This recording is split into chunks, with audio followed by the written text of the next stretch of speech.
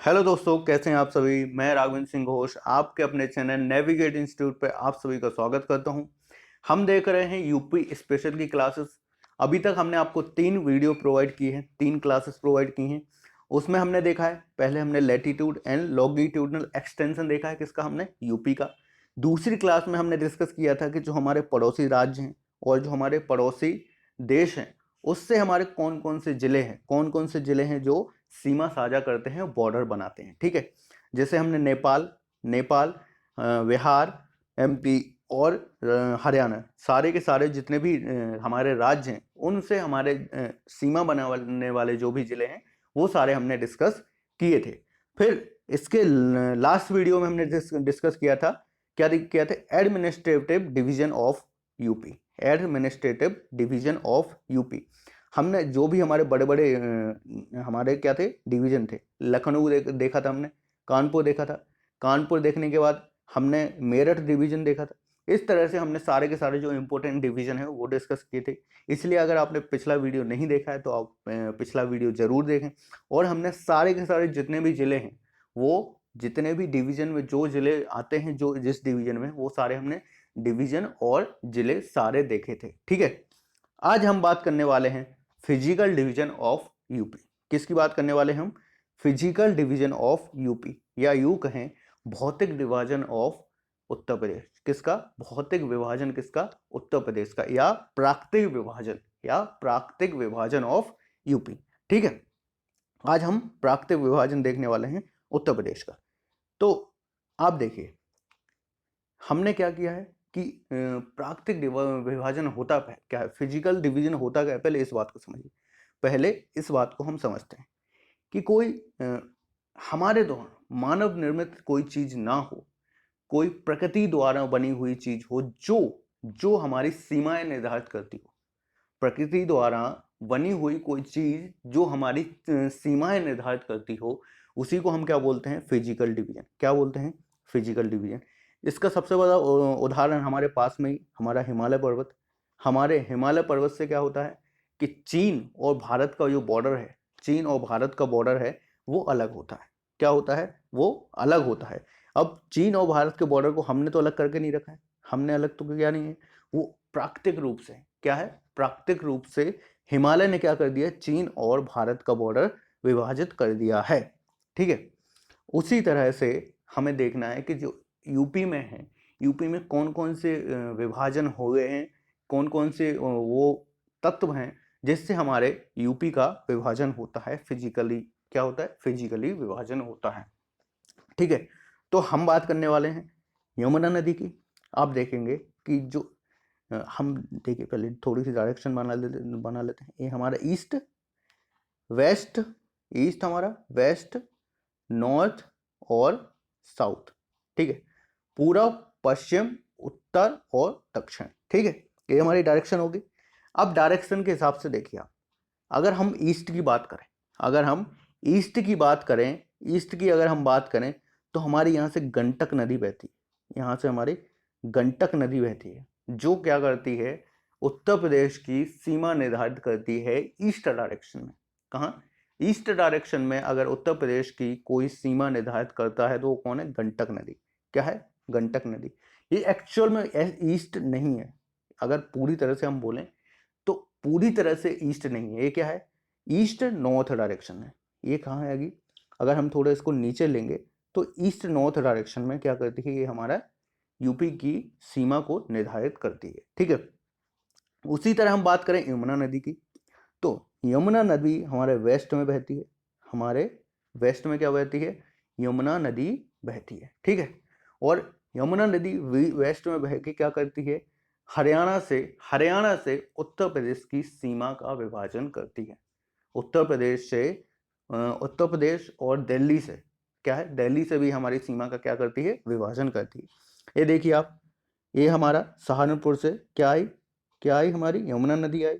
और ये आप फ्लो देखिए, फ्लो देखिए, क्या आएगा? पानीपत, दिल्ली, आगरा, ग्वालियर, ग्वालियर तो ये नीचे आ जाएगा, और भिंड। यहाँ से जो नदी है, नदी है यहाँ के आसपास से पास होके जाती है, और क्या आगरा से पास होके जाती है, हमने देखा आगरा तो हमारा जो है वो यमुना नदी पर ही बसा हुआ है।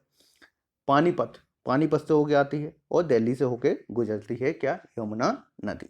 ठीक है, तो ये हमारी क्या करती है, ये हमारी ज्यादातर, यहाँ तो ज्यादातर वेस्ट में ज्यादातर बाउंड्री किसके द्वारा निर्धारित हो जाती है, यमुना नदी के द्वारा निर्धारित हो जाती है।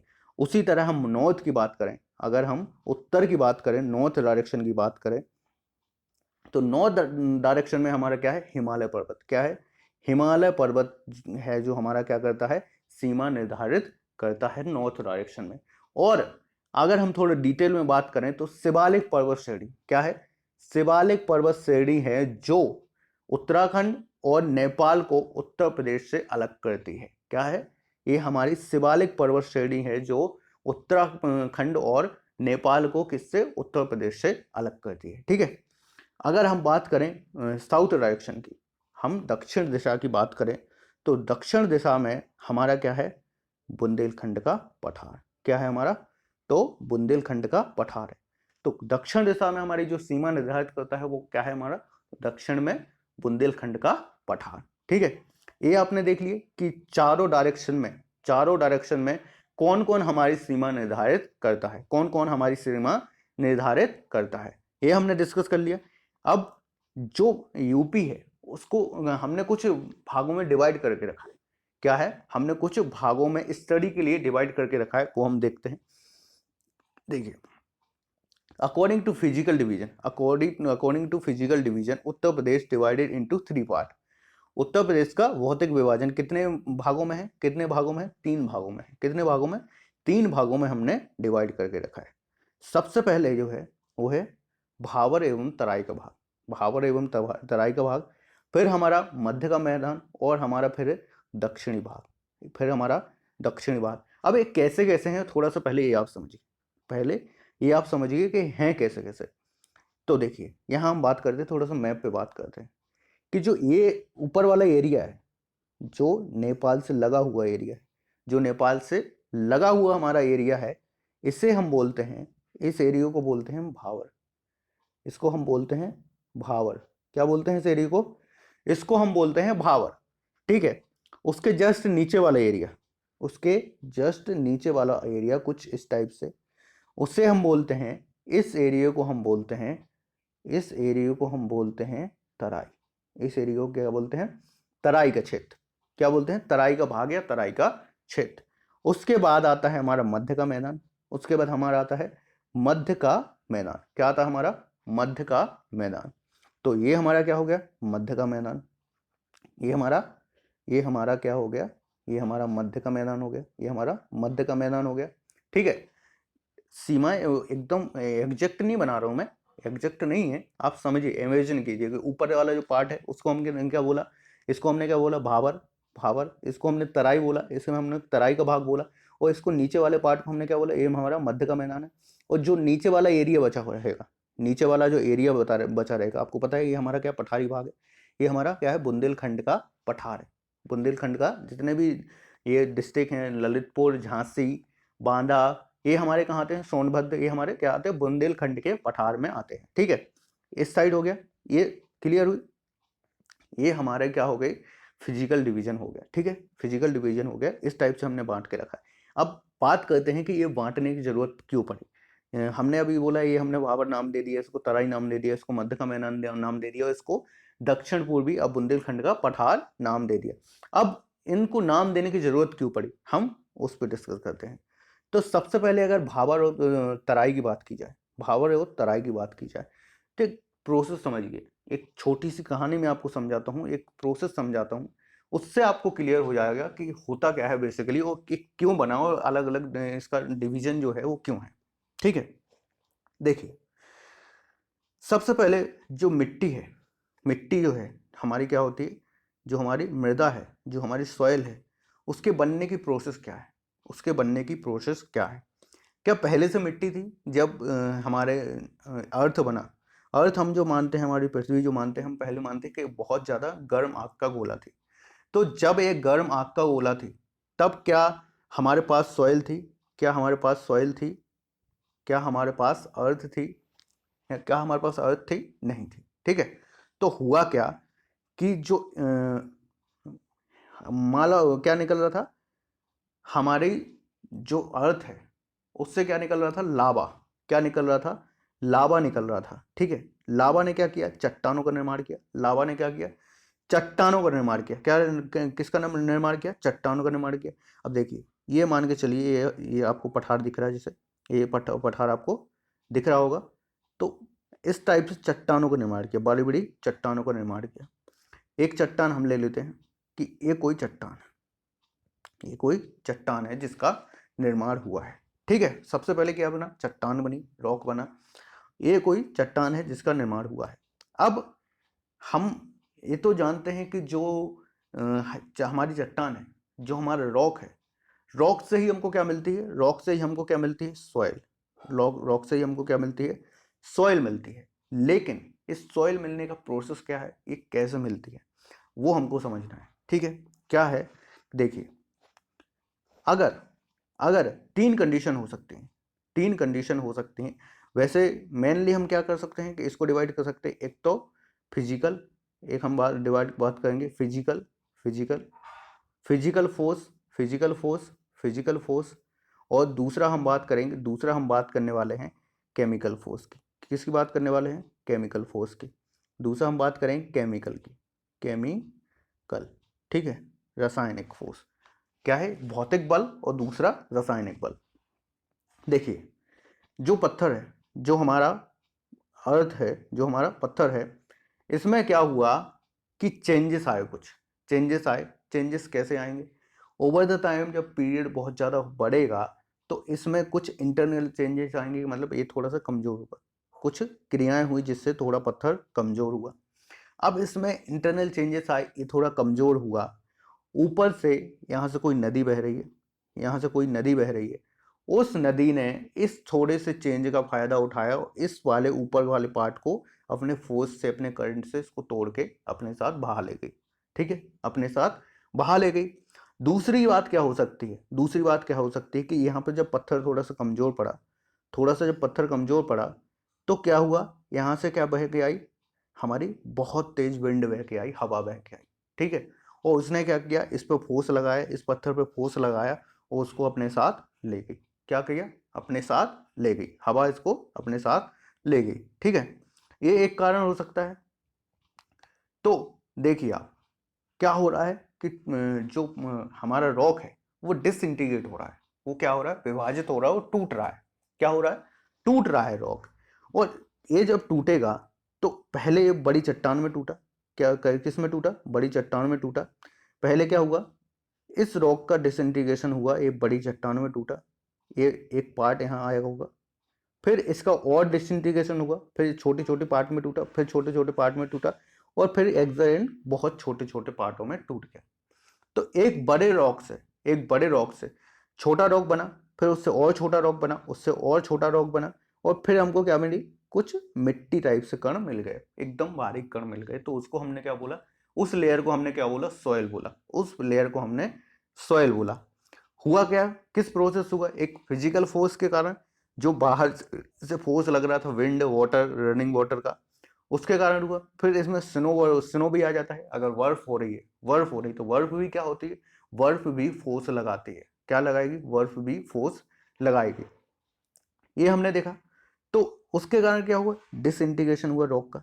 आपको लग रहा होगा कि मैं ये सब क्यों बता रहा हूँ, ठीक है, लेकिन जब मैं आपको नदियाँ वगैरह पढ़ाऊंगा ना, तो ये चीज़ आपको बताने की जरूरत नहीं पड़ेगी। आज आप इसका फिजिकल डिवीजन समझ जाएंगे, ये क्यों हुआ, हमने इनको क्यों डिवाइड किया, तो उसके बाद आपको कभी रटने की जरूरत नहीं पड़ेगी, तराई का भाग क्या है, फिर हमारा मध्य का मैदान क्या है, या ये चीज़ क्या है और क्यों बनी, कैसे बनी, ये आपको कभी समझने की जरूरत नहीं पड़ेगी। एक ही बार में आपके आज डाउट क्लियर हो जाएंगे। ठीक है, तो आप समझ रहे हो ना कि जो बड़े बड़े पत्थर थे, ये बड़े पत्थर ड्रॉप किए, फिर छोटे पत्थर ड्रॉप किए नदी ने, फिर धीरे धीरे करके मिट्टी ड्रॉप की। ठीक है, मिट्टी इतने छोटे कणों में टूट गई कि उसको रॉक नहीं कहा जा सकता था, वो मिट्टी बन गई। ठीक है, अब देखिए आप, हम क्या देखते हैं कि जो हमारा यूपी है, हमारा जो यूपी है, ऊपर से क्या है, पूरा पत्थरी एरिया है। ठीक है, ये हमारा हिमालय है, क्या है, हिमालय है। और हिमालय से बहुत सारी नदियां कहाँ आ रही हैं, उत्तर प्रदेश में प्रवेश कर रही हैं। ठीक है, उत्तर प्रदेश में प्रवेश कर रही हैं। सेम टू सेम प्रोसेस से यहाँ पर जो रुकावट बनेगा पत्थर, उसको क्या करेंगे, वो तोड़ के अपने साथ ले आएंगे, तोड़ के अपने साथ ले आएंगे। और जैसे ही उनको मैदान मिलेगा, जैसे ही अभी पहाड़ों में क्या होता है, पहाड़ों में क्या होता है, एक तो सबसे पहले ढलान होती है। क्या होती है? ढलान होती है। ढलान जो स्लोप होता है, स्लोप के कारण जो नदियां होती हैं उनकी स्पीड बहुत ज्यादा होती है, उसमें करंट बहुत ज्यादा होता है। ठीक है, तो बड़ा बड़ा पत्थर जो रहेगा, बड़े बड़े पत्थर जो रहेंगे वो भी नदी के साथ आ जाएंगे, वो भी नदी के साथ आ जाएंगे, उनको भी तोड़ के साथ में बहा ले जाएगी। ठीक है, लेकिन जैसे ही नदी मैदानों में प्रवेश करेगी, मैदानों में प्रवेश करेगी, थोड़ा बहुत उसको एरिया मिलेगा, थोड़ा बहुत मैदान मिलेगा, तो वो क्या करेगी, फिर उसको वो छोड़ना चालू कर देगी, वो उसको ड्रॉप करना चालू कर देगी। मैदान में आते ही वो पत्थरों को छोड़ना चालू कर देगी। ठीक है, ये बात आपको समझ में आई। हम नदियां बह कैसे रही, नदियां बह कैसे रही हैं? एक नदी कोई आई, वो यहाँ से यहाँ चली गई, फिर नदी कोई आई, ये हमारी गंगा नदी आई, ये इस टाइप से चली गई, फिर हमारी यमुना नदी आई, वो यहाँ से चली गई। ठीक है, ऊपर से उधर उतरते टाइम ये हमारा भाग क्या है, ये मान के चलते हैं हमारा भाबर एवं तराई का भाग। ठीक है, तो ऊपर से उतरते टाइम जब भी यूपी में प्रवेश करती हैं तो नदियों को क्या मिल जाती है, थोड़ी जगह मिल जाती, फैल जाती है। ठीक है, यहाँ थोड़ा पहाड़ी एरिया कम हो जाता है। तो यहाँ पर क्या किया, उन्होंने पत्थरों को बिछाना चालू किया, यहाँ पर पत्थरों को बिछाना चालू किया। क्या किया, पत्थरों को बिछाना चालू किया। अब जो दूसरा पार्ट रहेगा, दूसरा जो हमारा पार्ट रहेगा, यहाँ भी वो पत्थर बिछाएंगे, यहाँ भी कुछ जो उसका मटेरियल है नदियों का वो बिछाएंगे। फिर इधर की बात करें तो इधर तो जा ही नहीं रही नदी, यहाँ तो जा नहीं रही, यहाँ तो नदी जा ही नहीं रही, तो यहाँ कहीं नहीं बिछाएगी वो। ठीक है, अब देखिए आप कि ये जो प्रोसेस है, इसमें क्या होगा, इसमें क्या हुआ कि नदियों ने जब ऊपर से आना चालू किया तो कुछ पहाड़ों से जैसे उतरे और थोड़ी सी जगह मिली, तो उसने इस टाइप से कुछ रॉक को क्या किया, ड्रॉप कर दिया। जो अपने साथ वो रॉक ला रही थी बहुत सारे, वो बड़े बड़े रॉक यहाँ पर ड्रॉप कर दिए। ठीक है, फिर जब उसको थोड़ा और मैदान मिला, थोड़ा जगह और मिल गई बहने के लिए, तो जो छोटे छोटे साइज के जो क्या थे, पत्थर थे, रॉक थे, उनको उसने ड्रॉप करना चालू कर दिया, छोड़ना चालू कर दिया। अब हुआ क्या, इनको छोड़ने के बाद कारण यहाँ पर पत्थरों की इतनी ज्यादा संख्या हो गई, इतनी ज्यादा संख्या हो गई कि लोगों को ऐसा लगने लगा कि यहाँ नदी है ही नहीं। क्यों हुआ ऐसा? लोग कहते हैं कि यहाँ पर नदी है, नदी जो है वो अदृश्य हो जाती है, मतलब दिखाई नहीं देती। तो हुआ क्या कि जो बड़े बड़े पत्थर हैं, बड़े बड़े पत्थर लाके छोड़े नदी ने, अब नदियों को बहने के लिए क्या मिल गई, जगह मिल गई, फ्लो के लिए जगह मिल गई। तो नदी क्या करेगी, इस टाइप से कहीं ऐसे ऐसे इस करके बह के निकल जाएगी। क्या करेगी, बह के निकल जाएगी। तो ऊपर पत्थर होने के कारण क्या होता है, नदियां बहती हुई दिखाई नहीं देती। इसको ही हम बोलते हैं कि नदी का अदृश्य हो जाना। ये कहाँ बोलते हैं, भाबर एवं तराई के क्षेत्र में होता है, भाबर के क्षेत्र में होता है, तराई के क्षेत्र में नहीं होता है। ठीक है, अब देखिए ये हमारा किसका निर्माण हो गया, इस टाइप से भाबर का, जो पत्थर ला ला के हमारे सदियों से, आज की बात नहीं हो रही, करोड़ों सालों से चल रहा है। नदियों ने जो करोड़ों सालों से पत्थर हमारे बिछाए हैं, एक पूरा पार्ट बना दिया है, एक पूरा पार्ट बना दिया है, कम से कम 3 से आप मान लो 8-10 किलोमीटर का, ये जो पूरा पार्ट बना दिया है, इसी को हम क्या बोलते हैं, भाबर का क्षेत्र। इसको हम क्या बोलते हैं, भाबर का क्षेत्र। उसके जस्ट नीचे हम क्या बोलते हैं, ये हमारा क्या है, तराई का क्षेत्र। ये हमारा क्या है, तराई का क्षेत्र, सॉरी थोड़ा बड़ा बन गया। ये हमारा क्या है, तराई का क्षेत्र। पहले ये हमारा हुआ भाबर, फिर हमारा हुआ तराई, फिर फिर आया हमारा मध्य का मैदान, फिर हमारा क्या है, मध्य का मैदान, और ये हमारा क्या है, बुंदेलखंड का पठारी एरिया। ठीक है, अब देखिए आप कि जो ये वाला एरिया था, पहले क्या हुआ, यहाँ पत्थर पत्थर ड्रॉप हो गए, बहुत सारे पत्थर आ गए, इसको हमने क्या बोला, भाबर। अब दूसरी जो प्रोसेस होगी कि मिट्टी हमेशा पत्थर तो नहीं छोड़ती रहेगी ना, बड़े बड़े जितने पत्थर थे वो तो उसने ड्रॉप कर दिए। अब आगे जैसे ही नदी का फ्लो कम होगा तो वहां छोटी छोटी मिट्टी छोड़ना चालू करेगी। क्या क्या छोड़ना चालू करी, कंकड़ी पथरीली मिट्टी छोड़ना चालू करेगी। छोटी छोटी मिट्टी जो थी रेती टाइप से, रेती टाइप से जो मिट्टी की, थोड़े से बड़े कंकड़, वो उसने इस एरिया में छोड़ना चालू की। ठीक है, इस एरिया में छोड़ना चालू किए, इस एरिया में छोड़ना चालू किए। ठीक है, इस एरिया में छोड़े तो इस एरिया में जो मिट्टी का निर्माण हुआ वो दलदली मिट्टी का निर्माण हुआ। कैसे, दलदली मिट्टी का। जब भी आप देखना कि जो बालू है, हमारी बालू है, वो काली मिट्टी या किसी अन्य मिट्टी के साथ मिलती है ना, तो वहाँ दलदला क्षेत्र बन जाता है। क्या है, तो यहाँ पे क्या हुआ, दलदली मिट्टी का निर्माण हुआ, कि मिट्टी जो है वो दलदली हो गई। ठीक है, फिर यहाँ पर क्या हुआ, जो मिनरल रिच पार्टिकल थे, जो मिनरल रिच पार्टिकल थे, वो लास्ट में आके कहाँ छोड़े, नदी ने कहाँ छोड़े, अपने मध्य के मैदान में छोड़े। कहाँ छोड़े, मध्य के मैदान में छोड़े। इसीलिए यहाँ की जो मृदा है वो बहुत ज़्यादा उपजाऊ है। क्या है, जो हमारे गंगा यमुना के बीच का जो मैदान है ना, वहाँ की मृदा बहुत ज़्यादा उपजाऊ है, वहाँ की मृदा बहुत ज़्यादा उपजाऊ है। ठीक है, तो ये आपको समझ में आया कि हमने ये फिजिकल डिवीजन किया क्यों। और ये जो एरिया है हमारा बुंदेलखंड का, तीसरा बताना भूल गया मैं, ये जो हमारा बुंदेलखंड का एरिया है, यहाँ पे क्या पाया जाता है, जो रॉक पाया जाता है यहाँ पे मिनरल रिच रॉक पाया जाता है। मतलब कि यहाँ पे आयरन की ज़्यादा वो होती है, अधिकता होती है। जो रॉक होता है, जो पत्थर होता है, उसमें आयरन की अधिकता होती है। वो उसी पत्थर से टूटने से ये रॉक बना है, जिसके कारण आयरन की अधिकता होने के कारण क्या होता है, ये जो मिट्टी है, यहाँ की मिट्टी लाल मिट्टी पाई जाती है। क्या है, बुंदेलखंड की मिट्टी कैसे पाई जाती है, लाल मिट्टी पाई जाती है। इसमें नाइट्रोजन की कमी होती है। क्या होती है, नाइट्रोजन की कमी होती है। और क्या होती है, नाइट्रोजन की कमी होती है, लेकिन आयरन की क्या होती है, अधिकता होती है। क्या होती है, आयरन की अधिकता होती है। ठीक है, ये बात आपको समझ में आई।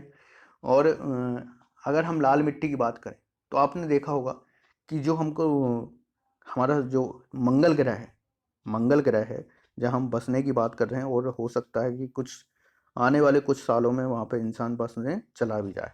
ठीक है, तो मंगल ग्रह हमको कैसा दिखाई देता है, मंगल ग्रह हमको लाल दिखाई देता है, लाल दिखाई देता है। उसका भी कारण यही है कि वहाँ पर जो मिट्टी है उसमें आयरन बहुत ज़्यादा है। क्या है, आयरन बहुत ज़्यादा है। ठीक है, तो ये हमने फिजिकल डिवीजन की बात की। कुछ पॉइंट्स हैं जो हमको डिस्कस करना है। क्या क्या पॉइंट हैं, तो देखते हैं। सबसे पहले क्या लिखा है, शिवालिक पर्वत। शिवालिक पर्वत जो है हमारी, शिवालिक पर्वत उत्तर प्रदेश को नेपाल और उत्तराखंड से अलग करता है। ये बात तो हमने देख ली। ठीक है, मध्य का मैदान दो भागों में बटा हुआ है। क्या है, खादर और बांगर। अब ये भी आपको समझना है कि खादर और बांगर क्या होता है। दो भागों में क्या बांट दिया हमने, उत्तर मध्य का मैदान बांट दिया। ठीक है, अब देखिए, बहुत ही सिंपल सा प्रोसेस है। जो नदी है हमारी, वो कुछ इस टाइप से बह रही है, कुछ इस तरह से बह रही है। उसका कुछ कैचमेंट एरिया है जहाँ से पानी आके कहाँ मिलता है, नदी में मिलता है, यहाँ पे। ठीक है, वो क्या होता है, कभी कभार जब बाढ़ आती है, जब कभी बाढ़ आती है तो नदी अपना फ्लो यहाँ तक ले जाती है, अपना फ्लो यहाँ तक ले जाती है, यहाँ तक बहती है नदी। बाढ़ आने पर उसका पानी यहाँ तक चला जाता है। ठीक है, अब होगा क्या इस प्रोसेस से, कि जो नदी आएगी, तो यहाँ से कहीं से नदी ने मिट्टी उठाई, यहाँ से कहीं से मिट्टी उठाई, आके यहाँ ड्रॉप कर दी। फिर यहाँ से कहीं से मिट्टी उठा के यहाँ ड्रॉप कर दी, यहाँ से कहीं मिट्टी उठा के यहाँ ड्रॉप कर दी। ठीक है, इस टाइप से मिट्टी क्या करेगी, मिट्टी जो है वो चेंज करती रहेगी। नदी क्या करेगी, मिट्टी चेंज करती रहेगी। तो यहाँ पे होगा क्या, जो हर साल जब नदी का बाढ़ आएगा, तो हर साल एक नई मिट्टी लेके आएगा। क्या होगा, एक नई मिट्टी का निर्माण यहाँ पर कर देगा। तो इसी को हम क्या बोलते हैं, इसको बोलते हैं हम खादर का भाग। एक क्या बोलते हैं हम, खादर का भाग। ये बहुत ज्यादा उपजाऊ होता है। क्या होता है, बहुत ज्यादा उपजाऊ होता है। उसी तरह हम बात करें किसकी, बांगर की। तो आप देखिए, जो थोड़ा दूर का एरिया रहेगा, दूर का एरिया रहेगा, यहाँ पे हम मान लेते हैं कि कभी जो नदी है आती थी, कभी इस इलाके में भी नदी आती थी, और इतनी चौड़ी हुआ करती थी नदी। ठीक है, या मान लेते हैं कि जो डायरेक्शन है वो नदी की यहाँ थी या यहाँ थी, तो यहाँ भी नदी बहती होगी, यहाँ भी नदी बहती होगी। लेकिन अब क्या हो रहा है कि अब यहाँ नदी का पानी नहीं आता है, अब यहाँ नदी का पानी नहीं पहुंच पाता। अब नदी यहाँ हो गई, आपको पता है धीरे धीरे जो हमारी नदियां हैं उनका जल जो है वो क्या होता जा रहा है, कम होता जा रहा है। क्या क्या होता जा रहा है, कम पानी कम होता जा रहा है। तो पहले यहाँ बहती थी, अब यहाँ नहीं बहती। तो यहाँ पे जब बहती होगी तब तो उसने इस मिट्टी का निर्माण किया होगा, तब तो यहाँ पर प्रोसेस वही चलती होगी जो यहाँ पर चल रही है खादर वाली, कि हर बार नई मिट्टी लेके बिछाते होंगे।